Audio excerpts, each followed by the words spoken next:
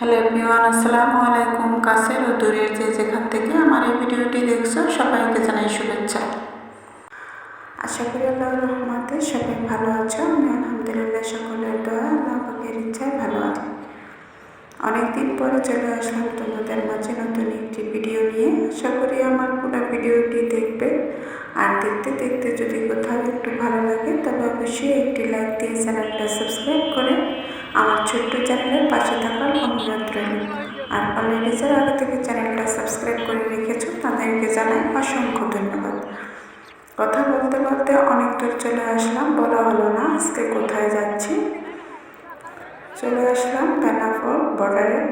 Benapole border দিয়ে আমরা ইন্ডিয়ার উদ্দেশ্যে রওনা দিব। তার পাসপোর্ট জমা দিয়ে ইনকাম ট্যাক্সটা দিয়ে দিলাম এখানে। ভিতরে আরেকটা ফর্ম পূরণ করে আমরা বর্ডারটা পার হয়ে গেলাম। এই যে আমরা ইন্ডিয়ার ভিতরে ঢুকে পড়লাম। আর ইন্ডিয়ায় কেন যাচ্ছি, কিসের জন্য যাচ্ছি, তোমরা ভিডিওটা পুরো দেখতে থাকো, তাহলে অবশ্যই জানতে পারবে। বর্ডার পার হয়ে একটা সিম কিনতে হবে ইন্ডিয়া, কারণ বাংলাদেশের সিমটা বর্ডার পার হওয়ার পর বন্ধ হয়ে যায়।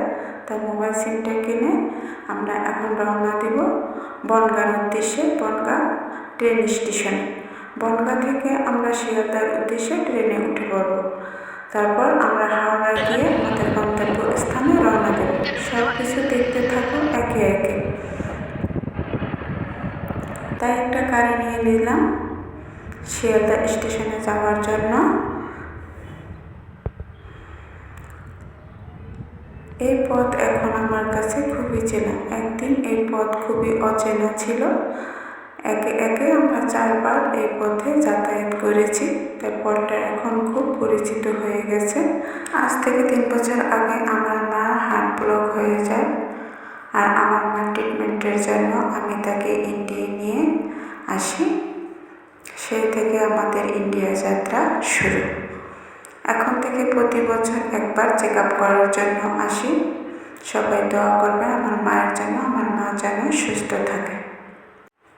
তোমরা যদি কেউ ইন্ডিয়া ট্রিটমেন্টের জন্য যেতে চাও, তোমরা কিন্তু এই ভিডিও দেখে এভাবে যেতে পারবে।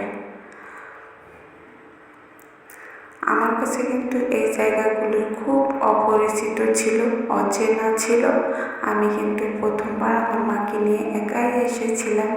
শুধু আমার মামাতো ভাই একটা ঠিকানা লিখে দিছে, সেই ঠিকানা নিয়ে। কথা বলতে বলতে আমি কিন্তু চলে আসলাম বনগাঁ ট্রেন স্টেশনে। আমরা এখান থেকে দুপুরে খাওয়া দাওয়া করে টিকিট কেটে আমরা এখন শিয়ালদার উদ্দেশ্যে রওনা দেব। ডাইরেক্ট হাওড়া কোনো গাড়ি পাওয়া যায় না, আর যদি ডাইরেক্ট হাওড়া যাওয়ার জন্য গাড়ি নিতে হয় তাহলে কিন্তু একটা প্রাইভেট কার নেওয়া যায়। তাই প্রাইভেট কারে কিন্তু সময় লাগে অনেক, ট্রেনে কিন্তু ঝটাপট পৌঁছানো যায়। কথা বলতে বলতে আমরা ট্রেনে উঠে পড়লাম। ট্রেনটা ছেড়ে দিল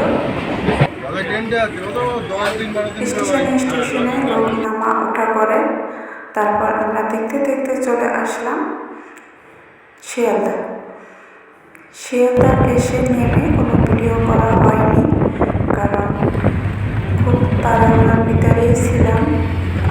আমরা একটা গাড়ি নিয়ে নিচ্ছি এখন হাওড়া উদ্দেশ্যে যাওয়ার জন্য।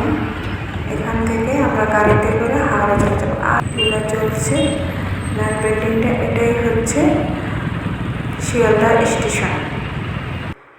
এই স্টেশন থেকে নেমে আমরা গাড়ি নিয়ে গাড়িতে বসে তোমাদেরকে স্টেশনটা একটু দেখিয়ে দিলাম। কথা বলতে বলতে দেখতে দেখতে এদিকে কিন্তু হাওড়া এসে পৌঁছে গেলাম।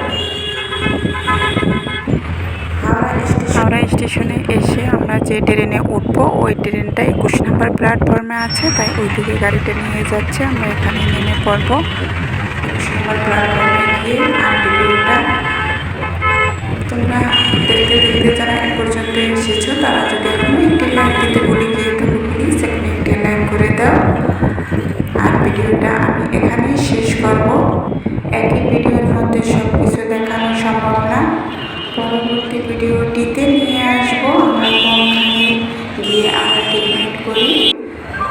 আশা করি সবার সাথে থাকবে। ট্রেন স্টেশনের ভিতরে জায়গাটা আমাকে খুব ভালো লাগে, তার প্রতি আমি 1 মিনিট ভিডিও ওখানে একটু দাঁড়ান। দ্বিতীয় কিন্তু আমার ট্রিটমেন্ট করবো।